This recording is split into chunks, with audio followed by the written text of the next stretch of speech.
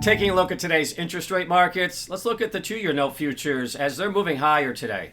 Two-year note futures are trading higher, and today we're looking at the futures market moving back up towards the recent highs, which also correspond with the highest level in 4 months at the 102.19 level, actually 102.19.5, so pushing up towards the top end of the recent range as the markets are again being influenced by data. We did get the PCE data this morning, and that's the Fed's preferred measure of inflation, and it came in line with expectations, but those expectations were down to a level where you would see inflation somewhere in that 2 to 2.5% range.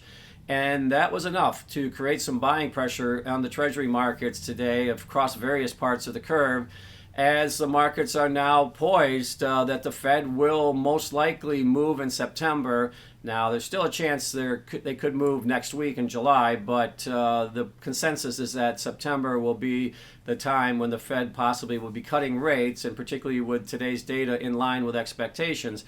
So we're seeing buying pressure here, and with this price action in the two-year note futures, we're seeing yields now moving down to the lowest levels since really February. So yields are continuing to move lower on the shorter end of the curve, more so than the back end of the curve, with the two-year note yield down 5.5 basis points today to 439 basis points. And again, below that 440 level, these are the lowest levels going back to early part of the year.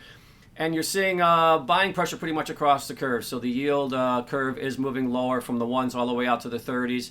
We're looking at the 10-year yield pushing down now, still above where it has been a couple weeks ago. So you're seeing a little bit more pronounced buying pressure on the short end of the curve. But overall, we are seeing yields moving lower pretty much across the board today, with the two-year note futures moving up near 4-month highs, and those yields moving down to the lowest levels since February of this year.